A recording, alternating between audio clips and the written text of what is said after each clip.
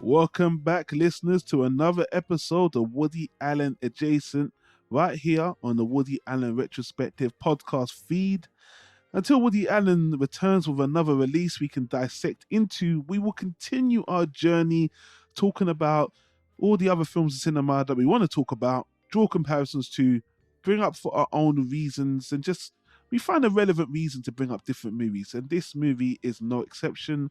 As always, I'm joined by my co-host with the most, the crazy movie mania junkie, James Daniel Walsh, author, Sorcerer Supreme. Sir, welcome back. Nice to be here. I'm always throwing titles on top of everyone's name when I have them on the show. Yeah, lovely to have you, man. It has been very interesting. Before we get into the movie, Woody Allen talk. I'm going to let you guys know right off the bat, I have decided I am going to talk about Allen versus Farrell. Yes, the documentary that wrapped up the 4-part, don't know why it's 4 parts, the 4-part documentary series, which pretty much is a Mia Farrow family-sided affair. And I've already watched the first episode, and it's interesting, but not because of the topics that they raise, because I believe Woody Allen's innocent, so I find it interesting in the way they're crafting that narrative. I spoke to James about doing this, and he is willing to basically be a soundboard with me. Like I'll watch it. James is gonna be on the episode with me next month, where I'm gonna talk about my thoughts on what they did on the documentary, and James has humbly accepted the challenge to sit there and listen to me talk about the movie because he didn't have the balls to actually watch these episodes. James, I did not. No, I'm disappointed with you. I'm going to give you a boo right now. Yeah, it's just I accept it. How could you not do it, James? How could you not suffer? Oh, sorry, not suffer. How could you not watch this momentous, fair journalistic endeavor with me? How could you not do it? You know, it's because I'm an incel, and I hate women, and I don't believe survivors. That's why. Obviously, that's what'll be said. No, when I saw the trailer for it, I watched it and I just said, oh wow, they're not gonna show both sides. They're not even going to attempt to look like they are being fair. This isn't a documentary. This is a sounding board for the Pharaohs. That's all it is. And I have no interest in sitting there for 4 episodes. And I will be very interested when we have this discussion for you to tell me how they could fill 4 episodes with something that I can't imagine would take more than 20 minutes. I mean, I've watched the first episode, and right now they're praising Woody Allen a lot as a filmmaker, talking about how skilled he is, how much they loved, past tense, him. So I'm just waiting for the, the Jack in the Box sucker punch that's coming. But yeah, they've padded it out in a way, but that's just a little taste. I don't want to take up this discussion talking about that, but yes, we're going to talk about it. It's going to be in April. I don't know if we're going to skip the movie because of it, but the movie of the next month, but we'll see. We might not, but it depends what our schedule's like. So guys, stay tuned for that. And yeah, let's push on ahead. If you missed our last discussion when we spoke about 2019's Marriage Story, the Netflix movie with Scarlett Johansson and Ben Solo, then you can click Adam Driver. Then you can click the YouTube card in the top right-hand corner. If you're watching on YouTube, I'll put a link to that and the playlist. And James, I want you to know that we have our own playlist for our discussions on YouTube as well. So if people want to just listen to our Woody Adjacent discussions, it has a separate playlist now, which I will link in the podcast description, the YouTube card description, blah, blah, blah. Let's get on with the next movie. James, this is your pick of the month. Give us a little synopsis of the movie, and then for once, I'm actually going to play the trailer after your synopsis. What are we talking about today? Today we are talking about the 2014 movie They Came Together, directed by David Wayne and starring Paul Rudd and Amy Poehler. It's hard to call it like a an homage to Woody in the sense that the other movies we've talked about are. This is more of a spoof of the romantic comedy genre.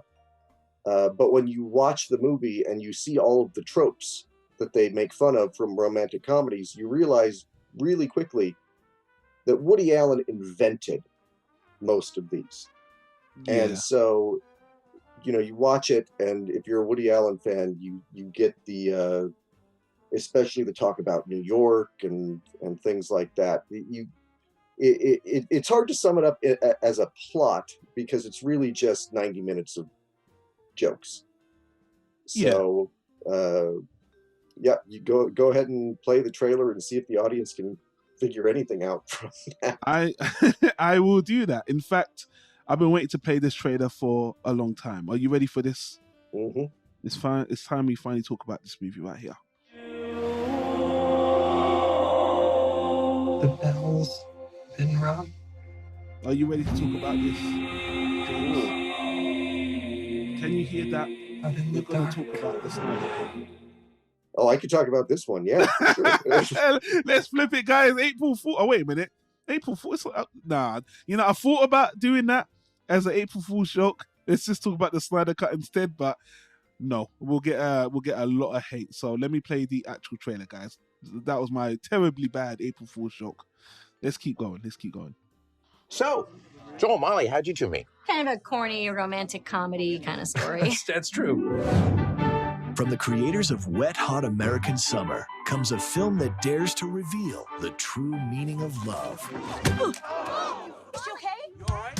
If you love stories. You like fiction books? I never met anyone else who likes fiction. That is too funny. And if you love falling in love, then you will love this love story. Hey, you look different. Really? You think so? You got Groucho glasses on. You noticed. Well, great story. Yeah, we should get together again very soon. We're not done. Yeah, sit down. Well, actually, it's getting so late. Sit your ass down, Karen. From the director of Role Models. If I were you, I would be very wary of my motives. Yummy, yummy in my tummy. It's hot, hot, hot, hot. The point of love is to get laid. And I'm talking about sexual intercourse. 2 points. Swish! Do not listen to Mr. Chronically Single, always dating some new hot chick guy. Comes a romantic comedy. All hail Joel. Trevor, didn't you hear? You're fired. To get out of here before I change my mind. No, I want you to change your mind. Then I'll still have a job. Like you've always seen before. They came together. No, we didn't. Only better. Go jump in a lake, meathead. I just wanted to give a taster. Didn't want to play the whole thing, but James, I need you to go first on, why you recommended. I want you to deep a little bit dive on what you why you recommended this movie, what you think it does well, why you like it, why you just give us the whole bit before I go on about how I think this is the worst movie ever made. I want you to go first. Well, I'm a David Wayne fan. I was a fan of Wet Hot American Summer and a movie he did called The 10 that not many people had seen. So I saw this at a video store. I had seen a review for it, and it was a bad review, but it was from people I didn't trust. So I went ahead and I rented it and watched it, and I laughed. I mean, I consistently laughed the whole way through. The movie I can see how some people would find it not funny but annoying, and for me, the movie walked that line so perfectly where there were jokes that were repeated. And just when I was about to say, okay, it's not funny anymore, they stopped. And it's got a great cast, Paul Rudd and Amy Poehler and Bill Hader. And there's so many great comedic actors in this movie that are all sort of just being silly. I mean, the entire movie is just them being silly. There is no heartfelt moment. There is no deeper meaning to any of it. This is just grown-ups acting like idiot children. And it made me laugh the whole way through. I found this movie humorous, but I did find myself wishing it went further because, you know, when you, I don't know if it's the sign of the time that we're, signs of the times that we're in, or maybe I'm just too much of a snooty movie guy that I just always expect my movies to go a little bit deeper or be more submersive, or maybe that's just what I'm looking for. But because Paul Rudd has done this a lot, and Amy Poehler, she does a lot of this kind of light comedy as well. Because they were parodying the genre, and the genre they're parodying does this a lot in their own movies, I thought they would take it a step further, which they do, but not as far as I just. They kept it so surface level, so Family Guy level, that I was frustrated. Like, go further. And the few times they did, there was one crazy time where it was so surreal and so fucking crazy. I was like, wow. And that's the time where Paul Rudd meets his grandmother. I knew that scene was going to get brought up at some point. Yeah, and but the thing is, it's so crazy, so out there. I actually wish the movie went there more, because other than that, I felt like this was more of an extension of what they do on Saturday Night Live. And in the UK, we don't even get Saturday Night Live weekly. You know, I have to watch it on YouTube, but I love some of the sketches. And here's the thing, I'm watching this movie and I feel like the actors are having so much fun. I mean, I've got some clips I'm going to play of the actors and the writer talking about making this movie and how much love they have for the genre and how much they love to poke fun at it. And a lot of it is clever. But like you said, most of it is just silly. And I just found myself a bit just disappointed. Like, this is light fun, but it just feels like, to me, SNL sketches the movie, you know. And I think I enjoyed this movie the more I watched it. And what I mean, repeat viewing. I watched this movie twice. The first time, I was so disappointed because, especially the climax, when I thought they were really going to submit, because I'm like, you know, they even signpost. They tell you that I wish I got the clip. They said, you know what we're going to do, right? You know this is what happens in these movies, yeah? And then they did it, even though they made it even more outlandish. And I just thought to myself, that was a chance to completely break my expectations, but I understand they just want to parody it and mock it. And I was just disappointed. I just wanted, it was bordering on, like you said, predictable, but then it would slightly break the predictability and then fall back into it. And that's what just made me like, oh man. So for me, I didn't hate the movie. I think it's watchable. I just feel like I expected them, especially when you've got 2 decades of these kind of movies along. And there's 2 movies I want to bring up in relation to this that I felt like, I know you're going to hate this example as well. Date Movie is, again, the straight parody, I know, just a spin-off of the Scary Movie stuff, where they go for lowbrow humor. They throw in it's more like a really dumb family, even worse. It's even less sophisticated than this. This is way better than Date Movie, without a doubt. And again, they're trying to parody the genre. This is better than that, but I hate to say it, but to me, not by that much. I just think Date Movie is a lot more juvenile, where this is a lot more sensible. But I do respect a lot of the jokes here, and I just wish they went a little bit deeper with the comedy and just, you know. But I think, funny enough, when I went on IMDb and Rotten Tomatoes, it's kind of a 50-50 split. I feel like people love it or they hate it. Well, yeah, when I watched it with my girlfriend, the first 5 minutes, she was like, oh my God, I hate this movie so much. And we kept watching it, and like 15 minutes later, she started laughing, and then laughed consistently for a while, and then went back to, oh my God, I hate these people, and then started laughing again. So even she was, at the end of it, I looked at her and said, what do you think? And she was like, I don't know. It made me laugh, but I didn't like it. Yeah. And I made the joke before the podcast that this is, in comparison to to Woody Allen stuff, this is one of the early funny ones. This is nowhere near as good as Sleeper or Bananas or Love and Death, but it's in that vein. It's in the vein of, but like I said, it's making fun of a genre that really Woody Allen invented. There were romantic comedies before Annie Hall, but after Annie Hall, every romantic comedy was trying to be Annie Hall, and to this day is still doing that. They may not know it, they may not recognize it, but they're still trying to be Annie Hall. Yeah. And that's the movie I felt like if there was one movie it was parodying, it was Annie Hall.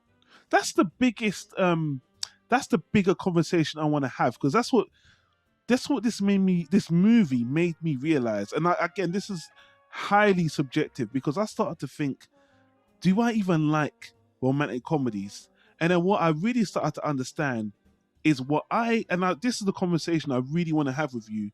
And before we get into that, I want actually the cast and crew and the producers to talk a bit more about this movie, because it's going to bring home the deeper discussion I want to have about this. Because for some people, this is a throwaway movie. Like, funny enough, I'm going to go back to something that you said with you. I'm sure you're going to be surprised when you said, James, you watched a review that you didn't trust from people you don't trust.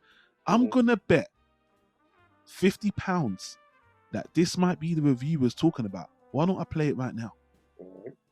So I would love to have loved this movie. Me too. It is shockingly terrible. I did love it, and it feels great. This movie is so deliberate in poking fun of every single romantic comedy cliche that I'm just sold. It's one joke. If your complaint is that it is one joke that the romantic comedy is stupid, I get that. But they tell the joke in so many weird, surrealistic, off-putting ways. That's my complaint, is that there isn't one joke in this whole movie. The movie is, you're looking at people who have obviously studied the romantic comedy genre. They know all the bits and pieces, and they lay them out in this way that you think, okay, well, now you're going to make fun of them, right? And then they never quite ever get around to making fun of them. They just sort of present them in a way to say, well, this happens, and you know that this happens, and then we're going to subvert it by doing something different, but it's not going to be anything funny. Like, they'll set up a situation that you know is a contrived romantic comedy cliche. You think they'll do something subversive or make some comment about it, but instead they'll just do the opposite thing, and that's supposed to be funny, and it's almost never funny. I would say there is one joke, and they can't just tell the joke. They have to tell you that they're telling you the joke. And then they tell it again. And then they tell you they told it. Right, and then they over-explain everything. This thing is such a straightforward romantic comedy. It reminded me of, like, Gus Van Sant's shot-for-shot remake of Psycho. Like, it's essentially, they've made a romantic comedy. And there are a couple of moments where they do these really absurd flights of weirdness, and that's when it works. James, did I get it right? Was that the review you were talking about? It was exactly the review I was talking about. I knew it! And the reason I knew it is because we've spoken about this YouTube channel, which is now, well, the review side of the channel, which is now stopped, which is called What the Flick. There used to be a group spun off of the Young Turks YouTube channel, where they had these free journalists, movie reviewers, and pundits talk about movies as well. They hate Woody Allen. I'm not even gonna. They love his movies, but when it comes to Woody Allen, they've said some really slanderous things, not even looking into the case. So believe me, I know. Yeah.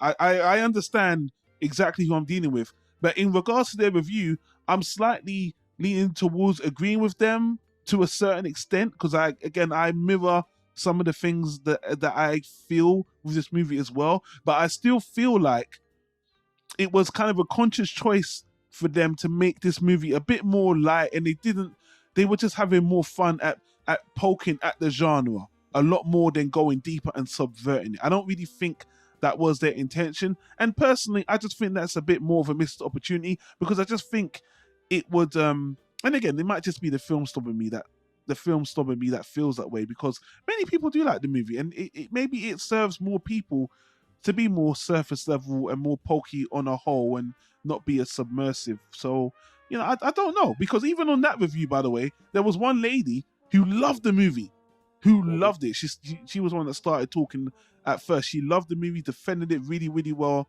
a bit like you are as well. So again, I love having those conversations where we don't agree, but we're trying to see the negative and positive in these things, and the narrative and the construction. And in a moment, I'm going to play a clip from the writers talking about it. But yeah, I'll let you follow up from that clip there. Well, the woman who enjoyed it from that episode of What the Flick is not one of the regular contributors. She's just somebody who came on, which is why her opinion meant a little bit more to me.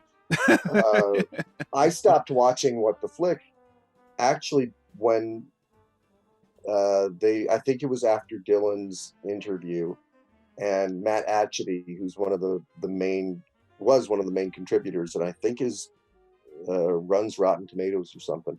He said, "That's it. I'm done with Woody Allen. I'm not going to review his movies anymore." And I stopped watching after that because first of all, I found them to be film snobs. Like, they were so dismissive of just about every movie. But when he said that, I just remember thinking, that's not your job. Your job is to review movies. Yeah. And if there's a movie out, review it. But don't, I found it very grandstanding, and it just turned me off to the whole show. They love Blue Jasmine. I mean, they still loved his movies, and I'm pretty sure it was Wonder Wheel. When they spoke about Wonder Wheel, and again, that's when Dylan came out and lambasted Woody Allen as well. That's when they really, I can't do it no more. It's a great movie, but I believe all victims. They just seemed so blinded and ultra liberal without even looking at evidence or anything like that. It did turn me off as well. But unlike them, I kind of separated their feelings for Woody into their criticism. And although they're super snobbish, I actually like their snobbery. It's amusing to me. And that's why I watched it for so long. Yeah. So, but What the Flick? Yeah, they're gone now. Yeah. So why don't we hear from the actual writer director? I took this. They did a Sundance carpet kind of a junket with YouTube. YouTube tried to get into the film critique space officially. Didn't really work out because they were using Google+. So again, I'll put a link to this whole discussion on the podcast feed, but I just took some select cuts of the discussion, and I just want James's opinion on that, especially I'm going to play 2 clips, and then we'll talk about them individually. So let me go with the first one here. So they came together, premieres tonight. I've read that it's a spoof of a rom-com. It's a spoof of sorts. And a little close to one that's a favorite of a lot of people's, maybe a little similar. Do you know what I'm referring to? You've Got Mail. Oh yeah, the plot is from You've Got Mail, just the plot, the story. But and I know that You've Got Mail is also based on another movie. It is The Shop Around the Corner. But that in turn is based on the play The Fantastics. That's true, which actually just opened in LA a little while ago. Fantastics is based on the Shakespearean play As You Like It, which was based on Romeo and Juliet, which was based on an ancient Greek myth called They Came Together. Oh, that I didn't know. Yes. That's new. And in Greek, it's called Ephilos, Vakalos, Mikalos. So after listening to that, I got that clip firstly just because they were having fun in this clip. They were just, obviously they related the movie. They're very aware of everything. They're parodying.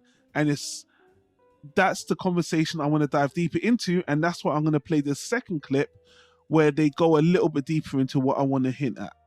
So do you guys have rom-coms that are your favorites that, kind of inspired this? You're secretly big fans. I know. It's Harry Met Sally on 24/7. No, we love all the rom-coms. I particularly love the great rom-coms and also the sort of middle-level ones that are not hugely accomplished but follow the formula very slavishly. What are those? What's a middle-level rom-com? Honestly, the titles are very hard to remember because they're all like, you walked in the door, or Love and You, or You and My Love, and then there was you, and then there somebody like you. There we were.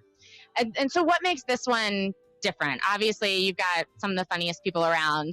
We just decided to make one of those. Oh, and that's why it's different. No, it's a goofball, goofy, absurd, crazy, spoofy. We're poking fun. We're having fun at something. We're poking fun at something we love. Beloved genre. Yeah.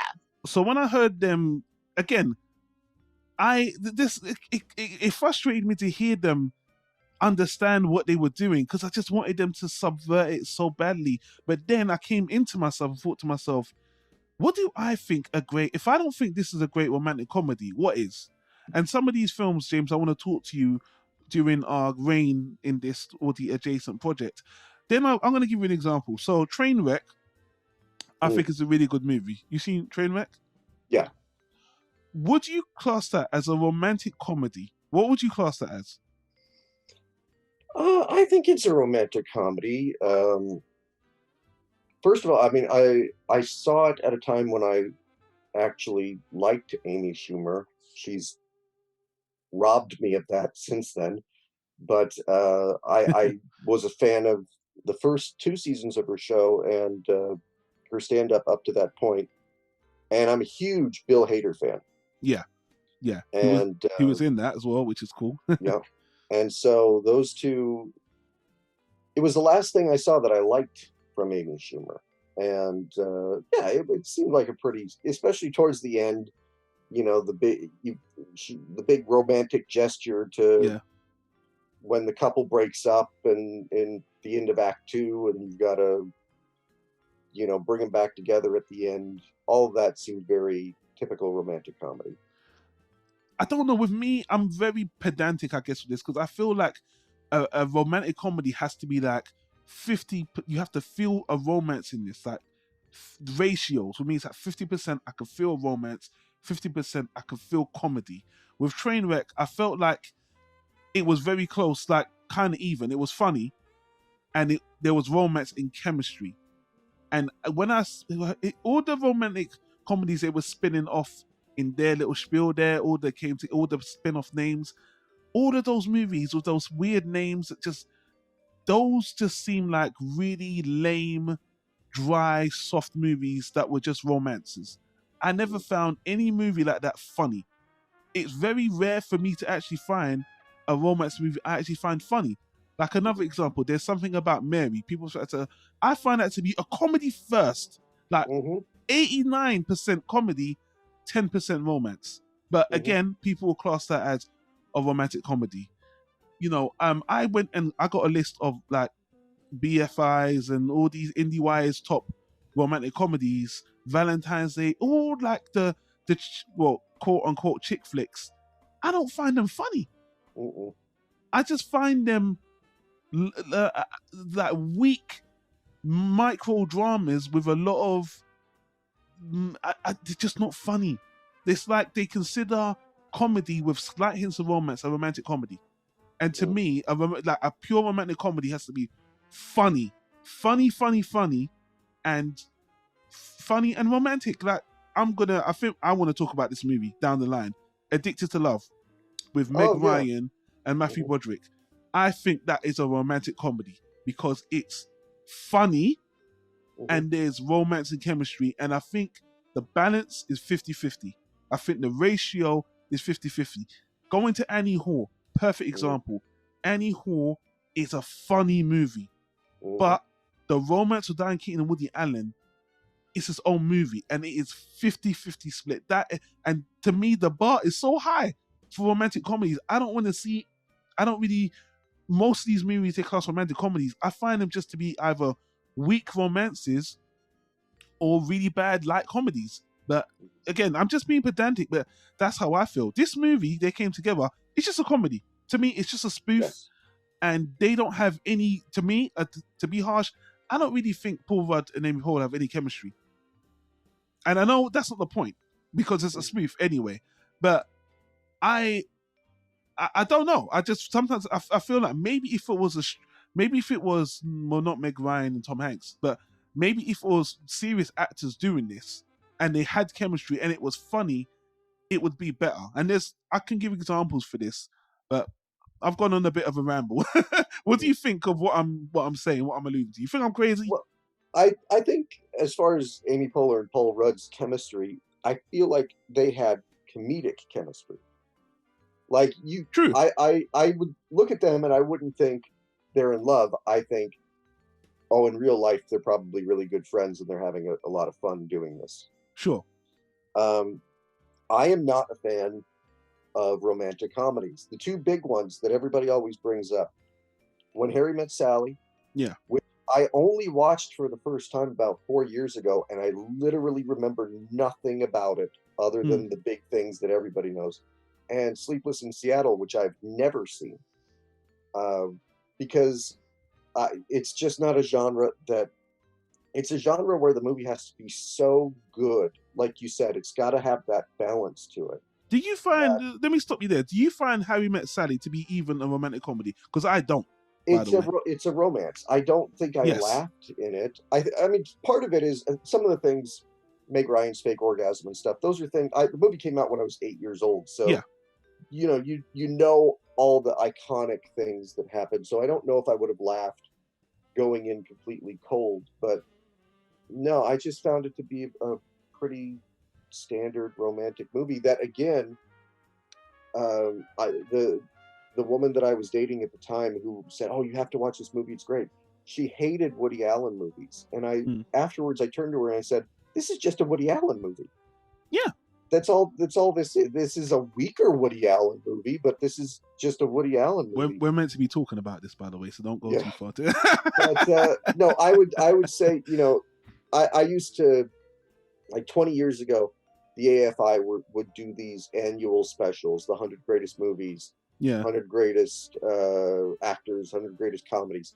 On the 100 greatest comedies one, Annie Hall came in really high, and I'll never forget something that Steve Martin said when he was talking about it. That most of the time you watch a romantic comedy and you think to yourself, these two people don't love each other. They're not really in love. Yes. These are just two actors. But in Annie Hall, you believed it. You believed that these two people were in love, that they were supposed to be together. And that's what most of these comedies don't achieve for me. Yes. Which is why Annie Hall is the greatest romantic comedy ever made. Yes, and I think in some ways it's the only true one. And I know how elitist I sound right now. Believe me, I know, but the ratios are not there with so many of these movies. Now, I'm on Rotten Tomatoes top 200 romantic comedies. I don't know if I'll say I'm impressed with this list, but the top. Annie Hall's number 4. Annie Hall's in there. And a movie I'm surprised that most of these movies are from the 30s. Again, I don't know if they're just being film snobs or not, like the What the Flick people, because I'm like, most of people today have not seen any of these movies. I'm sorry. I could throw some out there, but one movie I saw, and I think is a great example, and I've just lost the name, it's based off the true story with not Kumail Nanjiani. The Big Sick. The Big Sick. Again, they say it's one of the greatest romantic comedies. I think it's a drama. Yeah. And I think it's a great movie. I do love that movie. I think it's very, it's a true story as well, which is great. The comedy is sprinkled. It's funny. Don't get me wrong, it's funny, but I don't think it's trying to be a comedy. So I bring all this up. Maybe wrap it around back to the movie They Came Together. So when I think about They Came Together, I don't come down as hard on this movie as others, just because I understand what it's parodying is movies that I don't even find to be romantic comedies. They're parodying movies that aren't even romances, really. They're just weak. And maybe they're fed up of them and they just take it. So again, to me, it's like a SNL sketch. And for that, I think it's good. I just want something that is more subversive. I want a story, and that brings us back. Let's go to the Woody Allen question. Not even if Woody Allen, because I don't think he would do a spoof of the genre, because again, he kind of created it unwittingly, and I don't think he has any interest in picking apart all these stupid elements that have been played out for 20 years through all these other movies. I don't think he wants to do everything this movie does. They Came Together. I don't think Woody Allen would even bother to do. I would think he would just do a story, and he'll make it funny, just like you said with Sleeper, or even the only true parody he ever really did. I can't even say the name of the movie right. 101 Things About Sex You Forgot to Ask. Yeah. Everything you want to know about sex. That's his true parody movie, right? It's a sketch. It's basically a series of sketches strung together. Would Woody Allen do something like that in a romantic? At his age, I don't think so. Yeah. If he did this movie or did a movie like this, I just think it would be more of a straight narrative story. And go ahead. I think the thing is too, the reason he wouldn't ever even consider doing a movie like this is, like I said, all the things that he would be parodying were things that he invented. You know, and I'm sure the people who made the movie will say, oh, well, you know, When Harry Met Sally and Sleepless in Seattle and You've Got Mail, all those movies are taking elements from Annie Hall. So it would be him trying to make fun of something that he already has done much better. And there's no reason for him to ever do that. I don't think he would. I mean, where he's at in his career, I think Rainy Day in New York proved to us that he can't really write young people anymore. He never did. He never has. I mean, do you remember that movie that me and Simon couldn't stand anything else? I have not watched that one yet because it's so low on the list of Woody Allen movies. It is visually gorgeous, great cinematography, amazing. It is one of the most. They're two young people in love doing bad things to each other, or one is a doormat, or it is just so. I mean, even before he did, Rainy Day in New York, which people love. I'm surprised how much people love Rainy Day in New York. Actually, I'm really surprised how much they love it. But I always commend him for trying, but he can't. Well, I think he could. I mean, if the best example of him showing he could write young people is Vicky Cristina Barcelona. But I wouldn't say that's youngish though. I mean, they were. I get what you mean though. It's got an energy to it. I get what you mean. They were a specific type of young person, but you know, I mean, but also Scarlett Johansson. If you compare like her acting chops to Selena Gomez, night and day. Yeah. So, or if why is his name escaping me right now? The lead actor in Vicky Cristina Barcelona. Oh, Javier Bardem. Yeah. Him compared to Timothy Chalamet. All the good actors in Rainy Day in New York, like Jude Law and Liev Schreiber, were in the supporting roles and didn't have a lot to do. And he put it all on these, 20-year-olds to carry the movie that he just did not know how to write for them. I'm gonna play Amy Poehler's little comment on the movie, which again, when you hear them talk about the movie, they know what they're doing.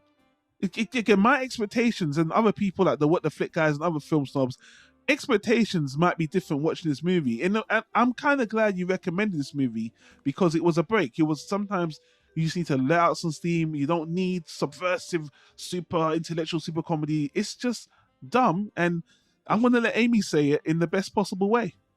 How did you guys come on board then? We had done we were at a sketch festival having a wet hot reunion, and we did a reading of the script. And Paul and I were like, "This is so funny. We should try to do this." And then many months later, we got to do it, which was really cool. Yeah. Now, if you say that one thing that makes this movie stand out, what would it be? It's really dumb. In the best way. It's really, really stupid. Is that the kind of comedy that really appeals to you? I mean, I mean that as the highest compliment. It's one of the stupidest movies I've ever been in. And I think people that enjoy comedy will understand what I mean when I say that. It's really good.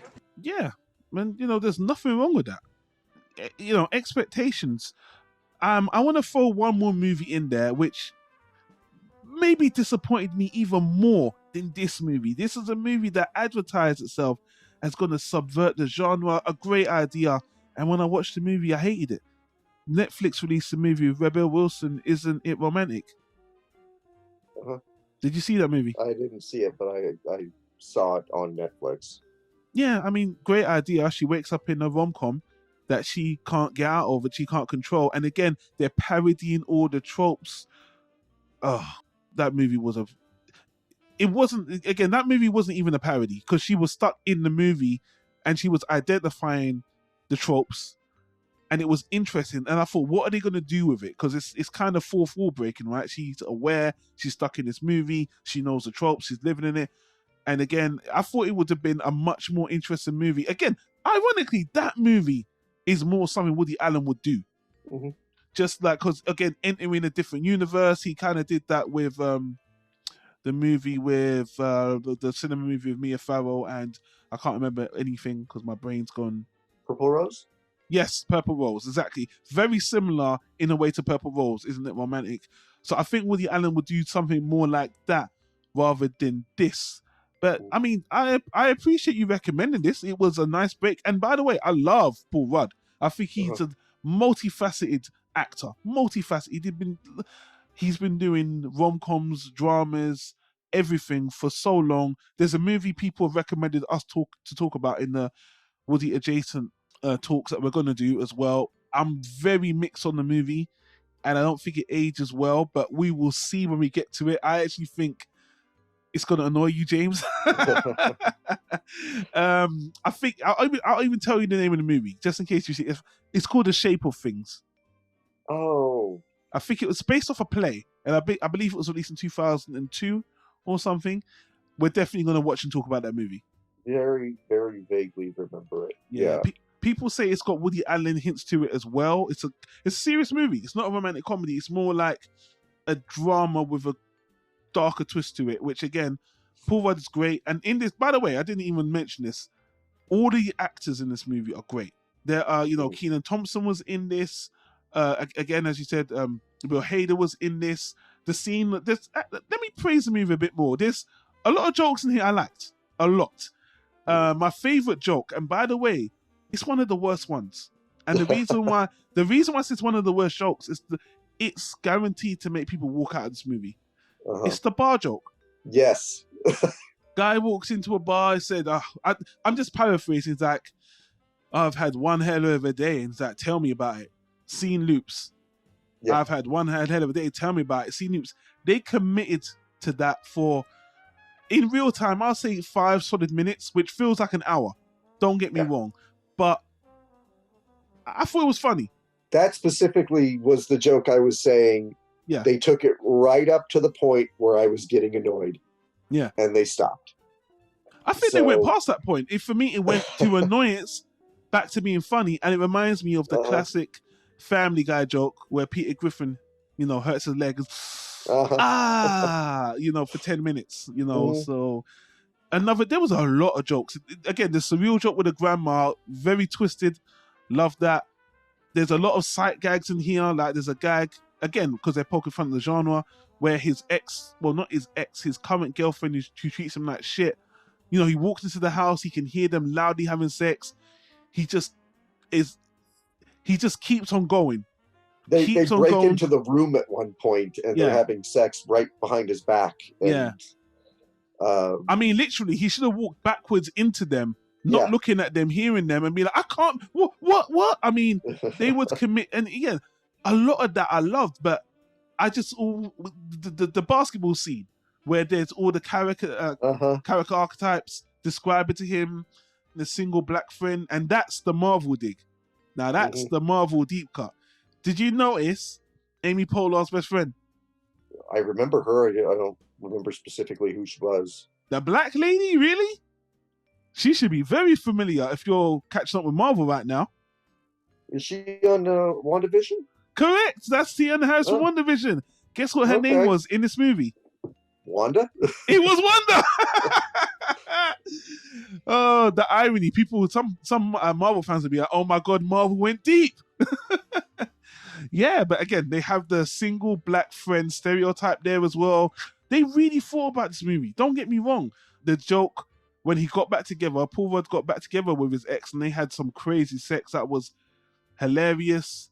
I mean, don't get me wrong. There was one bit in this movie that always made me laugh. Like he was just about to walk out of the room and he would go, hey. Stop again. Hey. Thanks. Yeah, and they did that like 5 times. James, it worked. And this, honestly, for me, had potential to be a great movie, a great comedy. And for me, I was just disappointed because I just like, keep going further, keep going to that uncomfortable, crazy place where, and if I got the movie I wanted, the movie probably would have been hated more, and it would have been more weird, and it would have been more like. But I think this movie, correct me if I'm wrong, hasn't it kind of gone into obscurity as well? Because I don't completely, as most of David Wayne's movies have, other than Wet Hot American Summer. Like I said, he made a movie before this called The 10. And it's a spoof of the 10 Commandments, and it's actually like it's just a sketch movie, and Paul Rudd is just introducing these 10 sketches that are each kind of making fun of the 10 Commandments, and they go from something kind of light and silly, which is like a neighbor, envying his neighbor because he got a CAT scan machine, and so he's got to get a CAT scan machine, and the neighbor got to get 2 CAT scan machines, and it just sort of ramps up. But then it goes really hard, like "Thou shalt not commit adultery" is a guy in prison trying to decide if he wants to stay with his rapist or not. Wow. So it goes dark in that moment, and it, like you said, with the grandma scene in They Came Together, where I was watching it, and I was more laughing on the inside because I couldn't quite believe what they were doing. Yeah. In my head, I'm thinking, no, they're not going to do this. And then they take it right up to that line, right up to the moment where I would have been turned off by the movie. And then, and then he goes to leave and turns to his grandma and says, "Hey, thanks." And Paul Rudd's execution is 100% perfect. He was perfectly cast as a movie. Amy Poehler, nothing against her. I think she's fine, but I don't think she's on the level of Paul Rudd here. No, I like Amy Poehler. I'm not a huge fan. Like, I didn't watch Parks and Rec really, or I like her well enough. But yeah, Paul Rudd is. I admire him for doing this movie because the 10 didn't make any money. I mean, more people know about They Came Together than know about the 10. And he was already cast as Ant-Man. Yeah. When they made this movie, and they made this movie for no money. It made even less money than what they made it for. It only made $82,000. But he said, "You know what? This is funny. I want to do this." And I hope that he continues to do that instead of going, "Well, I'm a big star now. I'm Ant-Man, so I'm only going to do these big, huge movies where I get paid $20 million every time." He's too funny to get lost into that kind of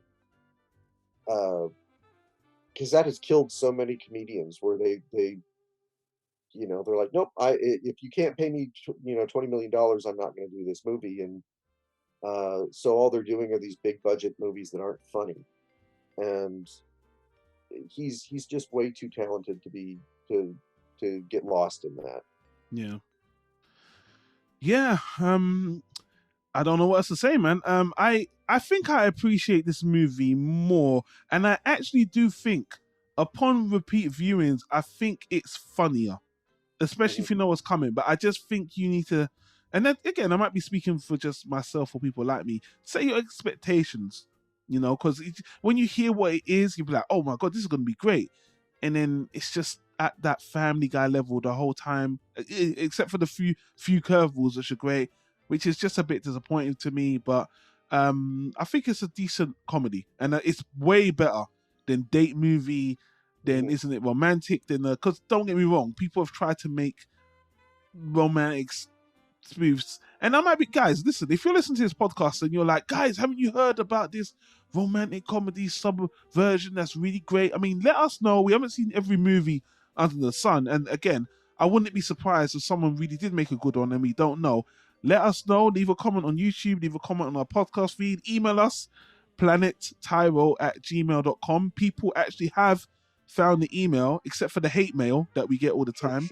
And, even I shared the email with James recently from someone who really appreciated our continued conversation and even gave us a recommendation, which I think I'm going to inject into our conversation later this year. What do you think, James? Absolutely. If we've got a fan who wants to see something, I think we should take their recommendations. Yeah, that's all good. So I'm gonna throw the ball over to you. Is there anything else you wanna finish up on? Anything you think we didn't cover? I hope I didn't. I try not to be harsh on the movie I didn't love, but I felt like there's definitely some good here. Yeah. Well, I mean, I think the bar was set so low by "I Love You, Daddy." Oh boy. We haven't watched anything nearly as bad as that. No. This is not, I mean, I was thinking about Marriage Story long after I was done watching it. Yeah. This is not that. Amy Poehler summed it up perfectly. This is just dumb. This is just junk food. It's put it on, laugh about it. You might quote a joke or two to a friend, but even like some of the jokes, it'd be too weird to try and explain to a friend. You'd have to just say, no, you're just going to have to see it. The one thing I will say too, and I said this last month about Marriage Story, that it's a damn shame that we'll never get a movie where Woody Allen directs Adam Driver. Yeah. It is a damn shame we will never get a movie where Woody Allen directs Bill Hader. You never know. But on their side, on the actor's side, they wouldn't. But not Woody. I know we both know. Would do it. Yeah, Woody would do it, but not the actors because they don't need the bad press right now. No, and that he would be perfect for, like, again, I haven't seen it, but that Anything Else, that was Jason Biggs in that, right? Yeah, Jason Biggs and Christina Christina Jason Ricci. Biggs out, you put Bill Hader in, I guarantee it's a better movie. 100. You are so on point with that. So part of that was, I felt like there's some movies where I think Woody Allen just was like, oh, this guy's popular. I don't really know what he does. 100%. He did. He picked him because American Pie at the time, he was in everyone's. It was a good pick. It was a good idea. And, I think, to be honest with you, Jason Biggs was in demand. He had a lot of movies. I mean, he wasn't like a super paid actor, but at the time, he was a teen. The teens knew him. He was a nerd. He fit that role perfectly. And again, he played the Woody Allen archetype in that movie as well. Ironically, Woody Allen is in that movie with him being his guide. I really want you to watch the movie anyway, James, to give us. Oh, I own it because I own all of the Woody Allen movies. I just haven't watched it yet. Yeah, I mean, shifting gears a bit because we've wrapped up on the movie. You've even bought Woody Allen's. You told me you imported Woody Allen's latest movie, Rifkin's Festival, from Italy. It might be a bootleg. I don't know because I bought it off of eBay. Oh, eBay. So okay. I don't know if I couldn't. I went to Amazon Italy to see because when I bought Rainy Day in New York, I had to go to Amazon France to buy that DVD. But Amazon Italy doesn't officially have it yet. So what I bought might be a bootleg. I don't know, but we'll see. It's going to take. It says it's going to be delivered in late April or early May. So it's coming from pretty far away. It'll take a while to get here, but yeah, as soon as I get it, if the disc even works, I'll make sure to see if I can get it over to you, and then we can finally talk about Rifkin's Festival. I appreciate that. Again, to be honest with you, James, I've seen the eBay listings, and the only reason I don't want a bootleg, and I want the money to go to Woody directly, not the bootleggers. And again, I'm not saying what you're doing is not good because you're a fan, and I think you showing that support is great, and I'm sure Woody appreciates it as well. When there's an official release, I will be purchasing that because I agree. I want Woody to get. I want my dollars to speak for my support of him. And I think on where in the United States, the possibility of I said it about Rainy Day in New York. I was shocked that Rainy Day in New York came out on DVD. Yeah. And I think the only reason it did was studios had nothing to put out because of COVID. Yeah.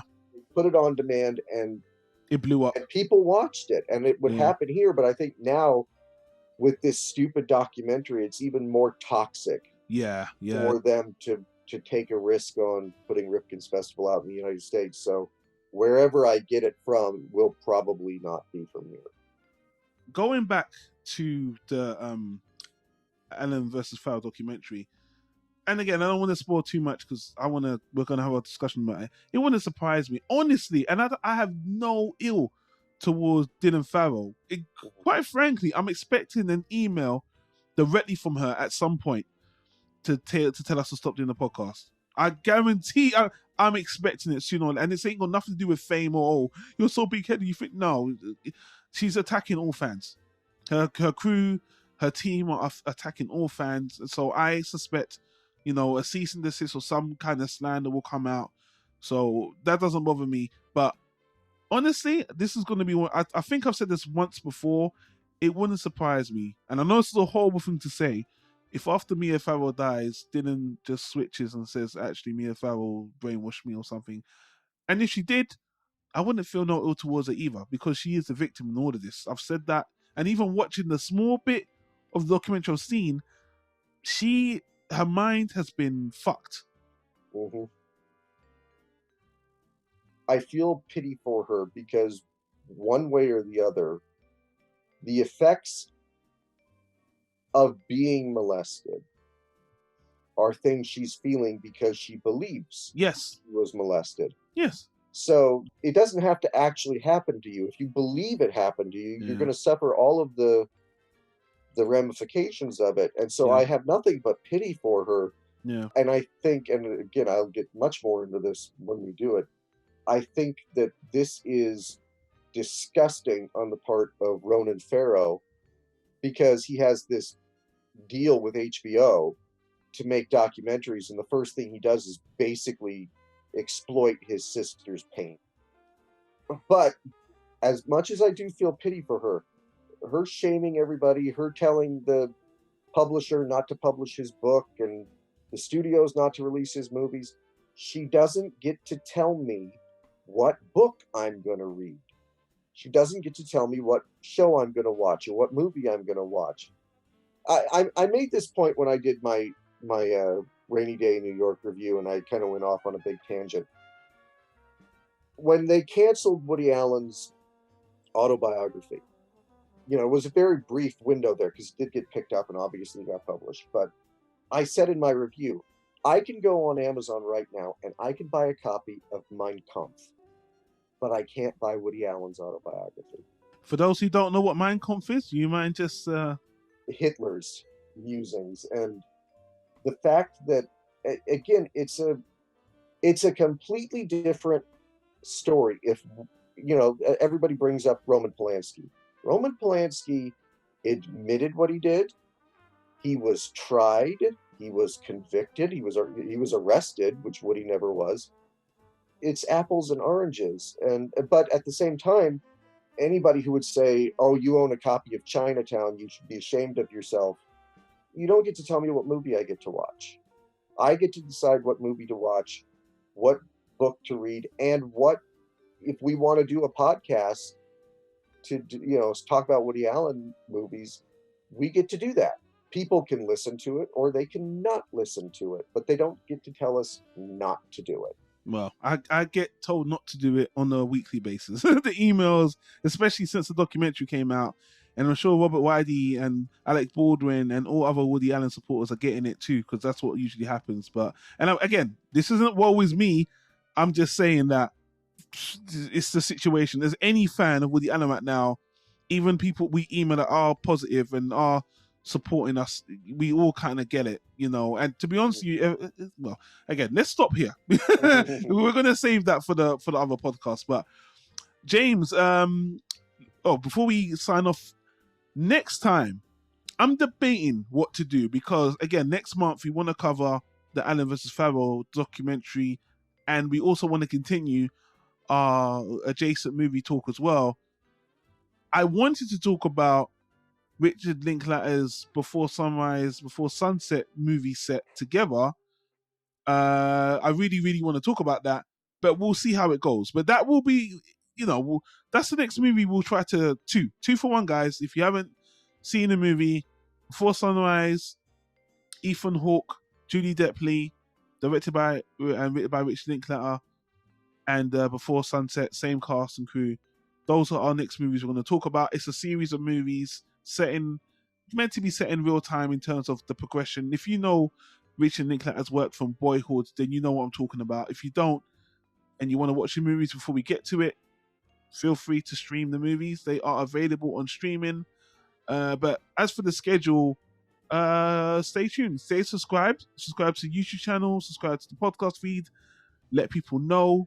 Thank you guys for listening. We're getting quite a lot of hits from it, which I appreciate. People like what we're doing. And on that note, James, how can they reach and get in contact with you? How can they reach and get in contact with you if they want to get in touch with you, sir? I can always be found at manic-expression.com, and my books are available on Amazon. His books are... Let's give a shout out to Woody Allen Pages. Since we're all rising each other up in the community, Woody Allen Pages is the great resource for Woody Allen news, Woody Allen watchers guides. You know, they've been supportive of the podcast. I've been promoting the guy's books for a while. It's great. We got so much information when we did the podcast with Simon before. Simon's still around, by the way. I know everyone's like, where's Simon? He's around. Me and him, we're still buddies. I saw him the other day. Don't worry, guys. We'll have him on a Ritkins festival. To be honest with you, we'll end up doing 2 reviews. One with me and James, one with me and Simon. There you go. Why not? So we'll have it both ways. But on that note, enough preamble, guys. Thank you so much. You know what to do. Leave us a review on iTunes. Helps a lot.